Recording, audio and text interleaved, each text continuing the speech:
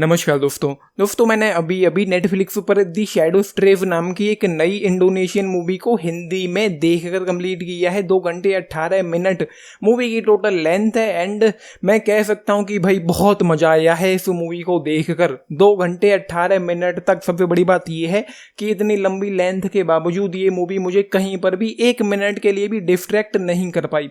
Screen play बहुत तगड़ा है। उसके बाद मूवी का जो एक्शन है, जिस तरीके से उसको परफॉर्म किया गया है, कोरियोग्राफ किया गया है, जो वायलेंस, जो एक्सट्रीम लेवल का वायलेंस हमको स्क्रीन पर देखने को मिलता है। मूवी की शुरुआत में ओनोरी किलैन को मारने के लिए जब ये दोनों लोग गए थे, जो ओपनिंग सीन था जहां पर उस किलैन को खत्म करने के लिए, उस गैंग को खत्म करने के लिए इन लोगों को 13 और उम्रा को जो कॉन्ट्रैक्ट दिया गया था, वहां पर इन लोगों ने जो भी तबाही मचाई थी वो सरप्राइजिंग था मेरे लिए। मैंने एक्सपेक्ट नहीं किया था क्योंकि मैंने ट्रेलर देखना बंद कर दिया है। आजकल मैं ट्रेलर देखता नहीं हूँ, तो जो कुछ भी वहां पर हुआ वो सरप्राइजिंग पैकेज था मेरे लिए। पूरी तरीके से मैं शॉक हो गया था जब वो पहला सर कटा। मैंने टेलीग्राम पर एक स्क्रीनशॉट भी डाला था कि ये कुछ सरप्राइजिंग था मेरे लिए, इसलिए मैंने वो पोस्ट किया था। एंड भाई साहब, इस मूवी को देखकर मैं, जैसा कि मैंने कहा, बहुत मजा आता है। पूरी तरीके से मूवी आपको इंगेज करके हुक एंड बुक करके रखती है। कहीं पर भी ठंडी नहीं पड़ पाती, कहीं पर भी स्लो डाउन, पेसिंग को लेकर, लेंथ को लेकर कोई इशूज नहीं है। एंड बड़ी बात ये है कि इस मूवी का फ्यूचर भी हो सकता है। बहुत कुछ यहाँ पर है। जो किरदार हैं उनको बहुत अच्छे से यहाँ पर डेवलप नहीं किया गया है, एक्सप्लोर नहीं किया गया है, और इस दुनिया को भी काफ़ी एक्सप्लेन नहीं किया है उन्होंने। तो बहुत कुछ यहाँ पर बाकी हो सकता है इस दुनिया को और एक्सपेंड करने के लिए अगले पार्ट में। एंड इस मूवी के बारे में जब मैंने पढ़ा सुना तो मुझे एक्साइटमेंट हुई थी। एंड उस दौरान जब मैं रिसर्च कर रहा था इस मूवी के बारे में तो एक नाम मेरे सामने आया। इंडोनेशियन फिल्म थी एक, 2018 में आई थी, the night comes for us. Eco waste वहां पर हमको देखने को मिले थे इस मूवी में। मैंने वो मूवी देखी नहीं है, लेकिन कुछ तार इसके उससे जोड़ते हुए मालूम पड़ रहे हैं। कुछ सिमिलैरिटीज की वजह से शायद दोनों को कनेक्ट किया जा रहा है।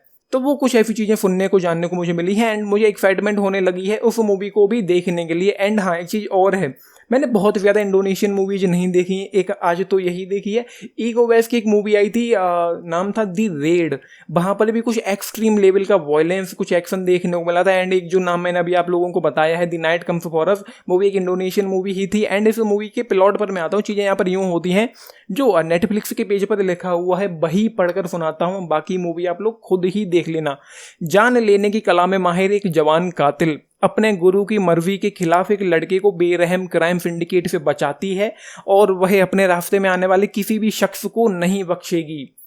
ये मूवी में की कहानी है जो बहुत ज़्यादा फ्रेश तो फील नहीं होती है। कुछ कुछ चीज़ें ऐसी लगता है कि इस तरह की चीज़ें हमने और भी देखी हैं, लेकिन जब हम एक्शन मूवीज की बात करते हैं ना, तो सबसे बड़ा नाम जो हम लोगों के जहन में आता है वो शायद जॉन विक का होगा। बॉलीवुड में बात करें तो एक फिल्म आई थी अभी हाल ही में, किल, उनका नाम आ सकता है।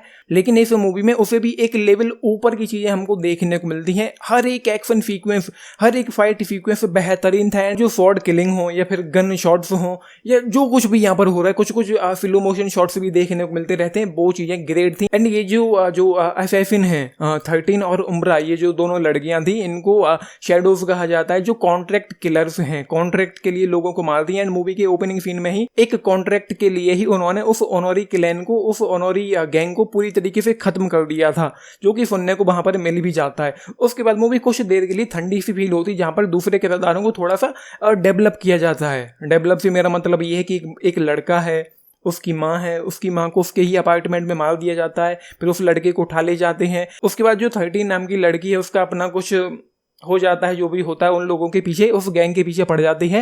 एंड देन जो कुछ भी वहाँ पर होता है, उसने जो तबाही मचाई है यहाँ पर, वो ग्रेट थी।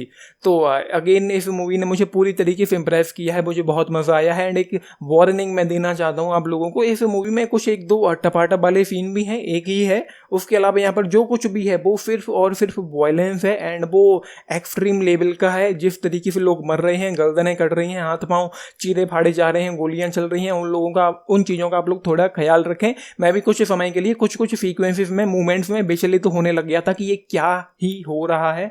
एक एक्सट्रीम लेवल की चीज़ें यहाँ पर हो रही थी, तो वो है। बाकी अगर आपको मज़ा आता है इन सारी चीज़ों को देखकर, अगर आपने टेरिफायर जैसी मूवीज देखी हैं जहाँ पर एक अलग लेवल का था, लेकिन यहाँ पर भी कुछ एक्शन के साथ साथ वायलेंस देखने को मिलता है, वो ग्रेट था। अगर आपको उस तरह की मूवीज पसंद आती हैं तो डेफिनेटली ये भी पसंद आएगी। आप लोग मुझे कहोगे कि क्या मूवी है। हाँ, स्टोरी लाइन जो है मैंने जैसा कि कहा थोड़ा सा और एक्सप्लोर कर सकते थे, और जो मूवी की टोटल लेंथ वो ज़रा भी फील नहीं होती है। तो फ्यूचर के लिए बहुत सारा पोटेंशियल बाकी है, बहुत कुछ वो लेकर के आ सकते हैं इस दुनिया में। तो ये है मेरी तरफ से मस्ट वॉच एक्शन लवर्स के लिए। बाकी आप लोगों ने मूवी देखी है। हाँ, rating I will go with 4 stars out of 5 इस मूवी के लिए। 10 में से अगर आप लोग पूछे मैं जाऊंगा 8 स्टार्स के साथ इस मूवी के लिए। एंड जो परफॉर्मेंसेस हैं, जो 13 है, जो उम्रा है, जिस तरीके से उन लोगों ने अपने अपने किरदार को परफॉर्म किया है वो ग्रेट था। एंड बेहतरीन तरीके से एग्जीक्यूट किया गया है इस मूवी में एक्शन को, जो ग्रेट बात है, बेहतरीन था। तो ये है, फ्यूचर में एक्साइटमेंट रहेगी इस दुनिया से। और भी कुछ अगर निकल के आता है तो आप लोगों ने मूवी देखी है अपने टेक्स्ट लिख के बताना। बाकी यार लाइक शेयर सब्सक्राइब भी करना चैनल को। Video and this is Nitesh signing off. Thank you. And जैसा कि मैंने कहा मस्ट वॉच ये मूवी है, लेकिन अकेले ही देखना, बहुत सारा वॉयलेंस है। Thank you.